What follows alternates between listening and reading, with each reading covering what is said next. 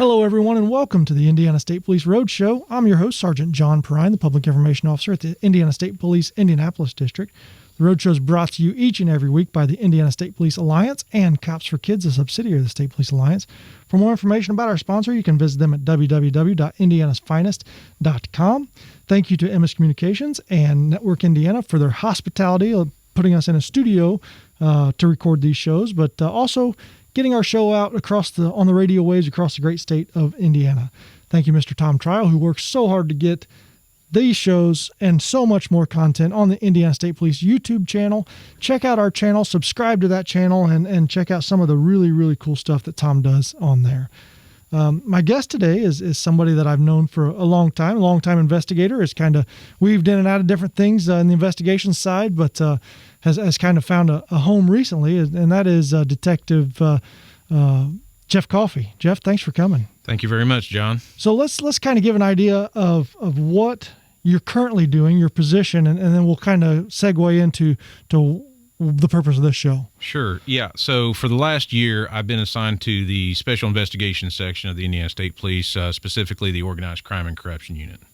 Okay. And so with that comes almost any kind of investigation you can imagine.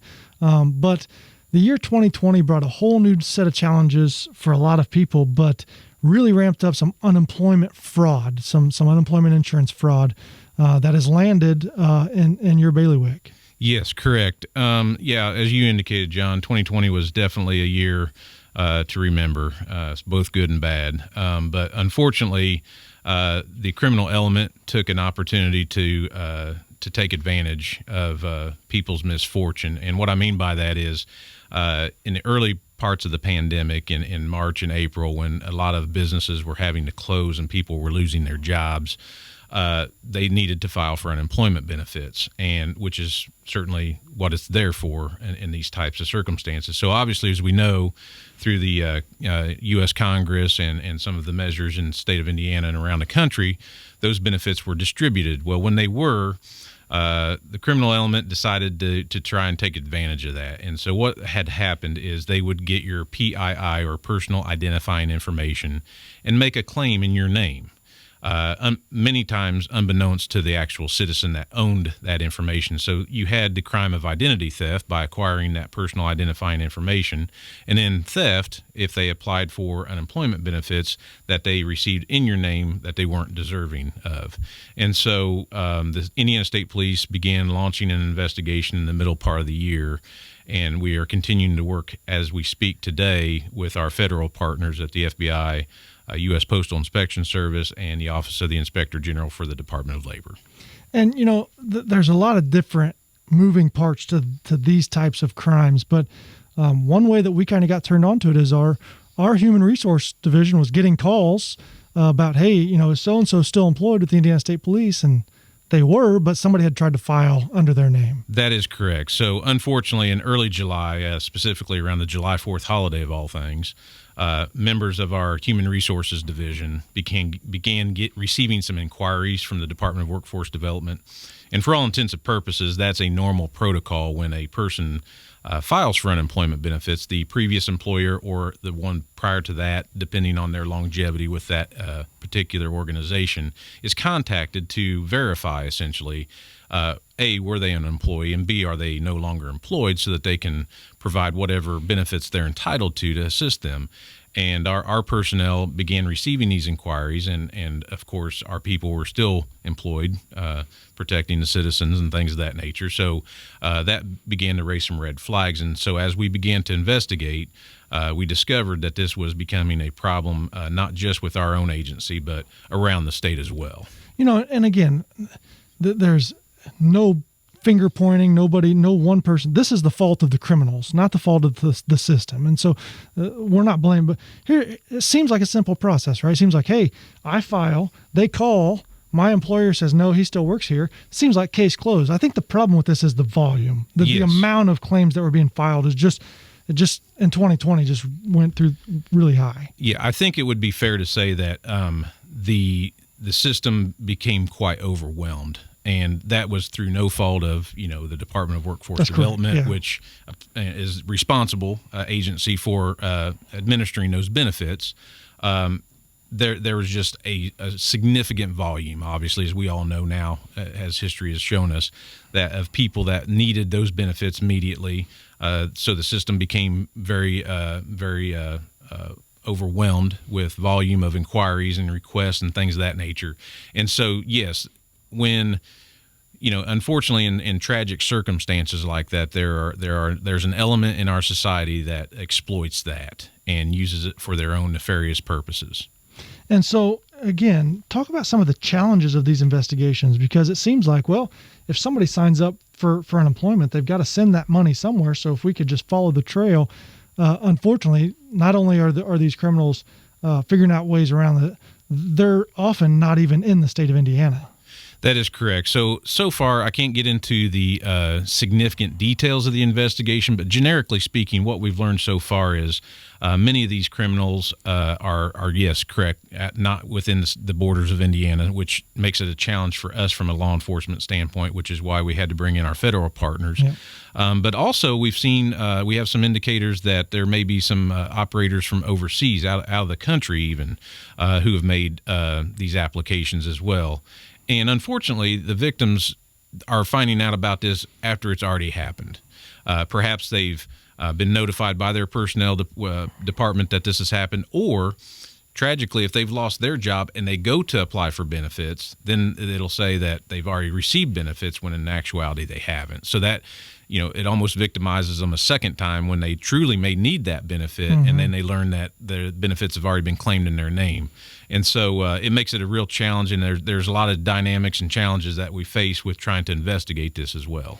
And I think that's what happened is as you guys started to investigate these, you realized this is bigger than the Indiana State Police. We need a team.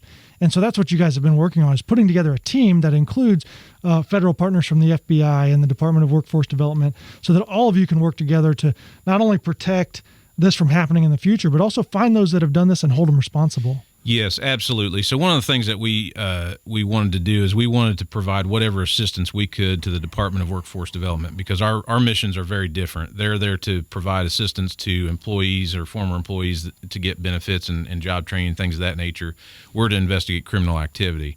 And so one of the things that we did is we were able to link a report to their site. So if someone learns of this situation, they can file this report. That report is eventually emailed to the Indiana State Police. We review it, try to identify leads and things of that nature, and maintain that for a hopeful and eventual prosecution if we can identify the suspects involved in this. And then the other things that we've done is we've also tried to identify some things that we can offer to citizens to try to help themselves to prevent any further damage to themselves or maybe their credit, things of that nature. So what are some things that people can do if you just want to check, hey, maybe I've been victim of this, I don't know. What are some resources that people have? Yeah. So if we'll start with your first question. If it's happened to them, we have a link. I would recommend they go to the Indiana Department of Workforce Development website. There's a link there for if they've had someone apply for unemployment insurance benefits in their name. That report, once they fill that out, it's a fillable PDF. They can email that to a specific email account, and that comes to the state police. And we review each of these individually, identify if there's some viable suspects or other leads that we can follow up on. If they're out of state, obviously we'll send those to our counterparts around the country or to our federal partners to help us with that, those types of things. The other thing that we recommend that they can do, they can file a report through the Federal Trade Commission, and that's www.ftc.gov. They can also file an identity theft affidavit if it's happened to them through the IRS. And we also have a PDF for them available if they need that as well.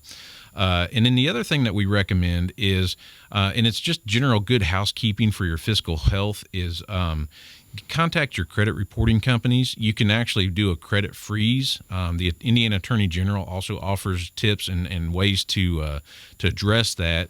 If nothing else, you're entitled to one free credit report a year. And we really encourage people to do that because, there can be errors that are not correct on your credit report, which could adversely affect you if you want an auto loan or a mortgage, things of that nature. Mm-hmm. So you want to make sure that that it's an accurate reflection of your credit history, because that can dictate what kind of a rate you get, different things like that. That could make a real impact on you. And if you find something, maybe we can address it and get it stopped before any further damage is done. And I think these are very elaborate schemes and scams. I mean, this isn't just somebody sitting at their computer. These are organized crime. I mean, these are people that are looking for any opportunity to scam. And so what we're learning or some thoughts are, now that we're heading into tax season, maybe some people are going to get a surprise when they get their W-2s, and because unemployment income is taxable income. And so that information will be reported on a W-2. That's correct. So one of the things that we tried to think about as we were moving into the late part of the year, and obviously now we're in the new year, 2021, in January, many people will start receiving those W-2s and other tax documents. Many people will maybe start considering to file their taxes in January or early February. And so we wanted to discuss some options, because unfortunately they've been victimized once and had their identity compromised. There's been theft committed and things of that nature. And now as they get ready to file for their income taxes, if they don't have the appropriate paperwork, like that IRS identity theft affidavit, they may not have accurately documented their income. And so the federal government and or the Indiana state government does not necessarily know that, those particular agencies.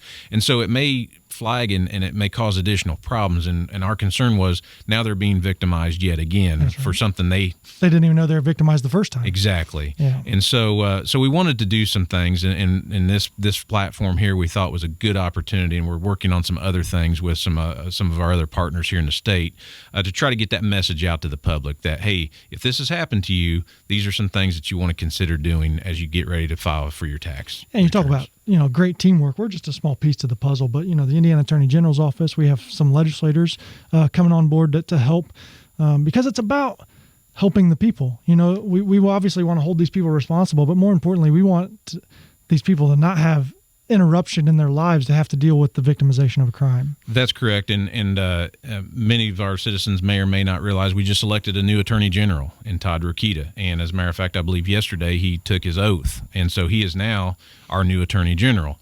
Well, the Attorney General, one of their functions is consumer protection. And that really is at the heart of what his agency is about. And so we're excited to be working with them here, and we hope to have something here in the very near future where the Attorney General, in partnership with the Department of Workforce Development, will be trying to push out some messaging to educate our public and our citizens, especially if they've been victimized on this, to some of these things I've talked about today and how they can help, and maybe they'll be able to save themselves some additional headache as we move into 2021. And some advice for employers who maybe have received some of these phone calls or not really paid close attention to what this message is. It's important to answer those calls and answer those questions about your employees to maybe save a big headache. Yes, absolutely. As I've dealt with this for the last 6 or 7 months, there have been some employers and employees that have received some documentation from the Indiana Department of Workforce Development.